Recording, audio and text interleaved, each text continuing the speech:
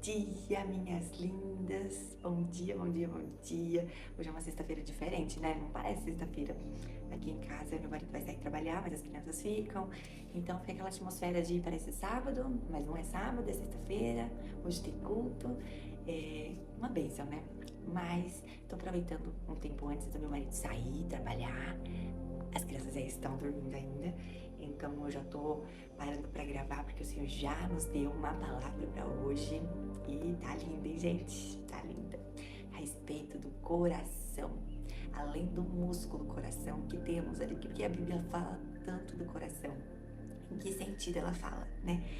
Mas eu quero falar isso com calma com vocês porque eu busquei umas passagens aqui para que a gente possa analisar o que o Senhor está querendo a respeito do nosso coração, quando Ele fala para a gente guardar o coração, do que Ele está querendo, o que Ele está querendo dizer em guardar o coração, né? E muito além disso, né? Tem passagens aqui que falam a respeito do que a gente guarda no coração. As riquezas que a gente guarda no coração é o quê? Qual é a riqueza que você guarda no seu coração? Eu tava falando com meu marido agora mesmo, sabe? Tem vales, gente, que vem na nossa vida, porque o Senhor, Ele quer realmente que o nosso coração seja inteiramente dele. Porque se Ele não fizesse esse vale, se Ele não trouxesse esse vale, certamente o nosso coração estaria nas coisas erradas. Por exemplo, vou citar um exemplo que eu acho mais fácil de compreender, é o financeiro. Quando você fala sobre um vale financeiro, certamente o Senhor está querendo guardar seu coração para que você não ame o dinheiro.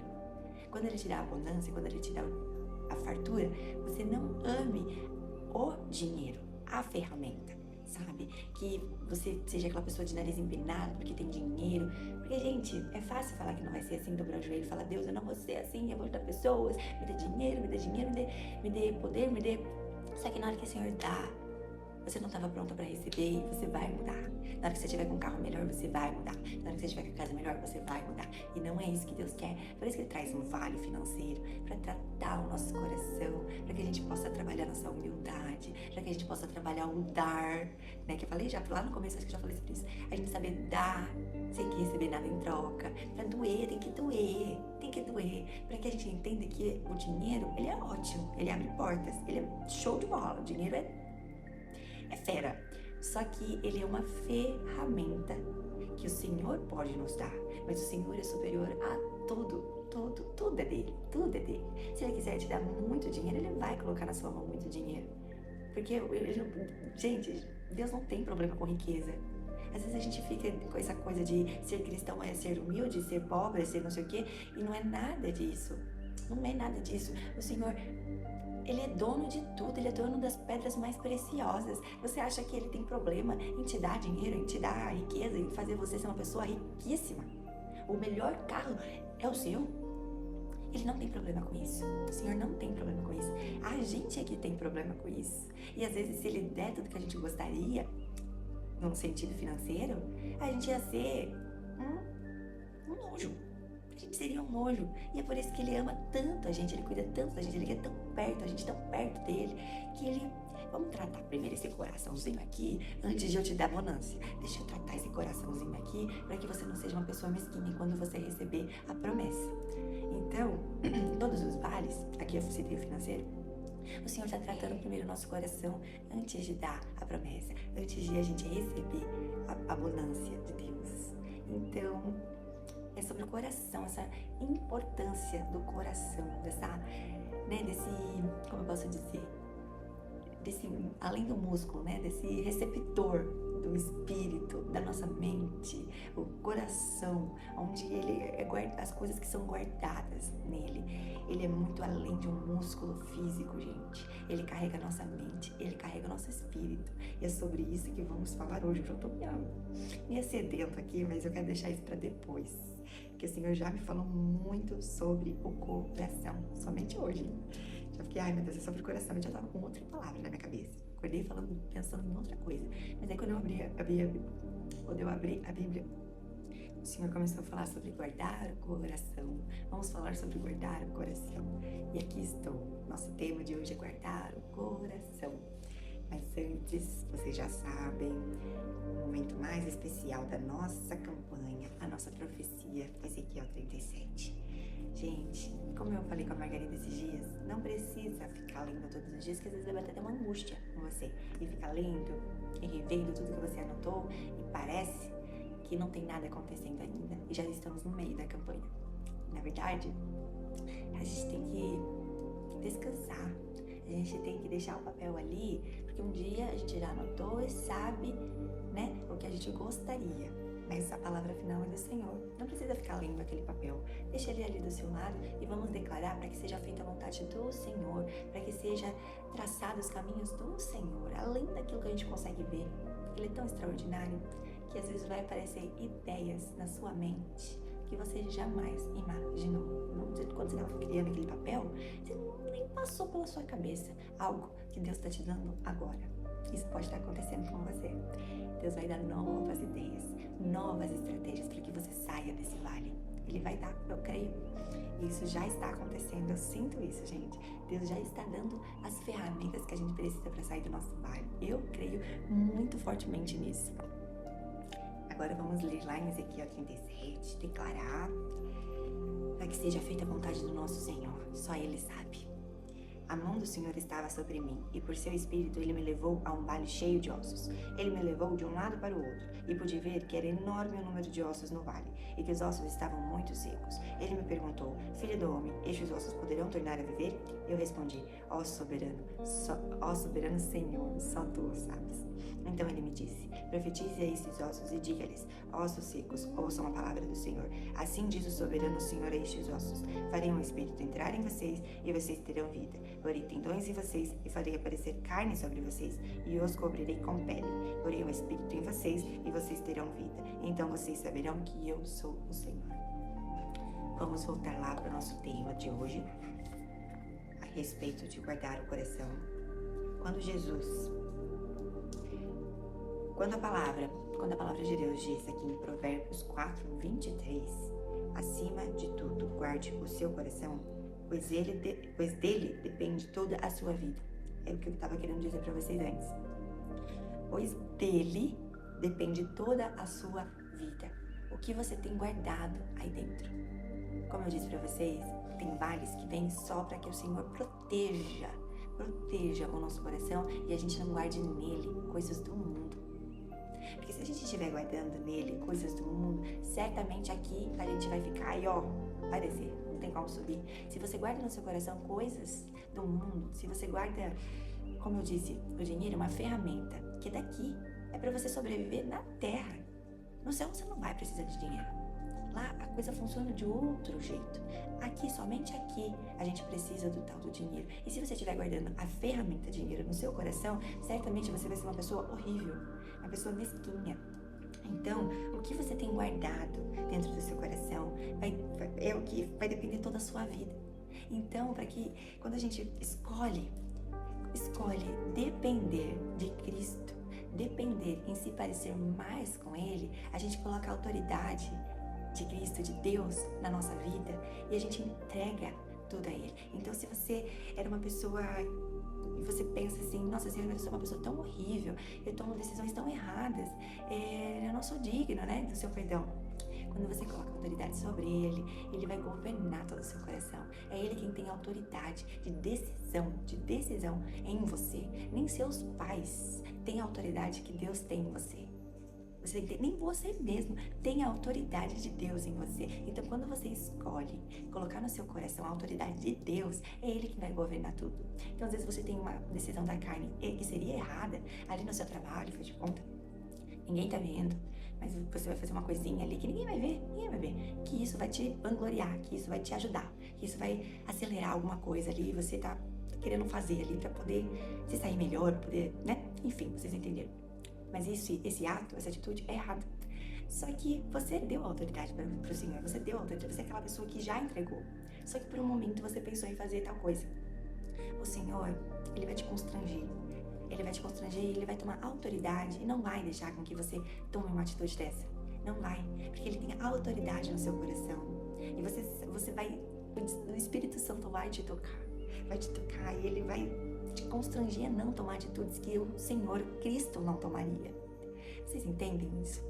Esse poder que a gente tem que dar para o Senhor entrar no nosso coração, e Ele vai governar, e Ele vai ter autoridade em tomar as decisões e fazer com que a gente entenda o que entra e o que sai do nosso coração.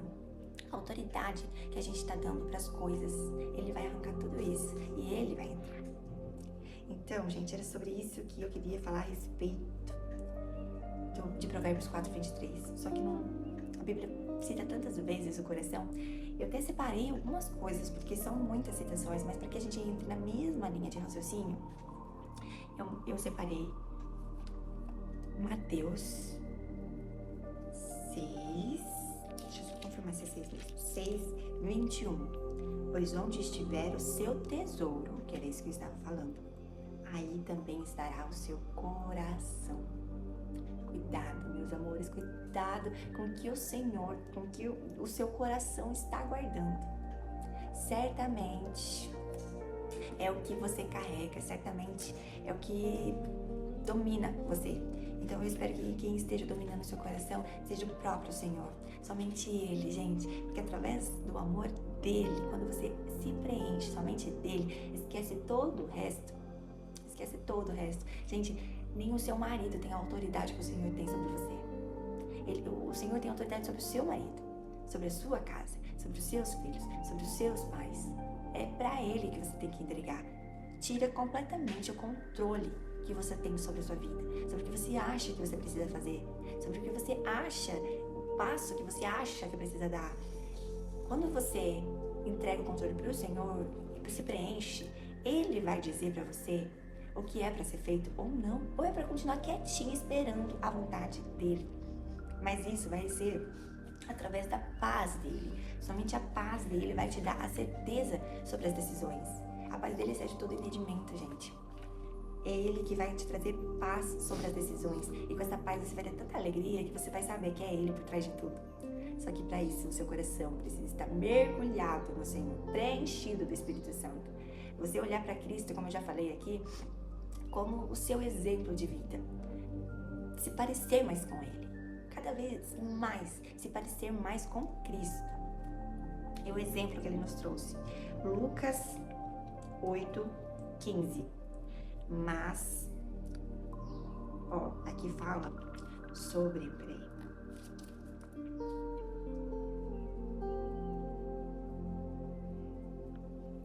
Jesus, Ele quer que a gente tenha um coração fértil e frutífero. Então, Lucas fala exatamente sobre isso. 8:15. Mas as que caírem em boa terra, tá falando sobre as sementes, mas as que caírem em boa terra são os que, com o coração bom e generoso, ouvem a palavra e retêm e dão fruto com perseverança. A terra, nesse caso, é o coração. As sementes que Deus coloca no nosso coração, quando você tem um coração generoso, que ouve a palavra, ela vai reter esse fruto. Então, ela vai criar raízes dentro do seu coração, quando você é uma pessoa que ouve o Senhor, que presta atenção, que é cauteloso em realmente pôr em prática o que você está ouvindo aqui, por exemplo. Você é uma pessoa que vai mudar. Se você sentiu que essa palavra precisa de uma mudança, você vai mudar. Se você sente que você ser uma pessoa melhor, vou aumentar o brilho aqui. Se você sentir que você precisa ser uma pessoa melhor ou que tem alguma atitude na sua vida que ainda não tá, você vai mudar, porque você é uma pessoa sábia, você é uma pessoa que ouve o conselho e aplica. Então, certamente você vai reter e vai dar fruto com perseverança. Você é aquela terra fértil que o Senhor quer que a gente seja, frutífero. Que o fruto é o quê, gente? O fruto não é para você, o fruto é para os outros. Quando a gente é uma árvore que dá frutos, que chega ao ápice, que é o fruto, você está fazendo com que outras pessoas se alimentem do que você já se alimentou um dia. Vocês têm noção que é um processo dessa árvore chegar ao ponto de dar um fruto para alimentar outras pessoas? Olha que coisa linda, olha que exemplo que o Senhor nos dá através de uma árvore, a nossa vida através de uma árvore. Gente, que coisa linda! Só que quando a gente vai dar fruto? Quando a gente se alimentar do Senhor, quando as nossas raízes criarem fortes raízes, profundas raízes, a ponto desse tronco, dessa árvore crescer na sua plenitude, dar folhas na sua plenitude. e dar frutos como uma consequência de tanta coisa boa que aquela raiz extraiu da terra. Gente, tanto processo, tanta tempestade, é chuva, é sol, até que ela cresceu, até que ela se floresceu, até que ela deu fruto. Não é lindo isso? Vocês conseguem compreender isso no coração de vocês? O que o Senhor quer dizer quando a gente vai dar fruto é um transbordo, o fruto é um excesso. Tá sobrando pra mim, agora eu vou transbordar pro mundo. E outras pessoas vão poder se alimentar de mim. Olha que coisa linda, tá tão cheia do Espírito que você não consegue reter. Você precisa falar dele, você quer falar dele o tempo inteiro.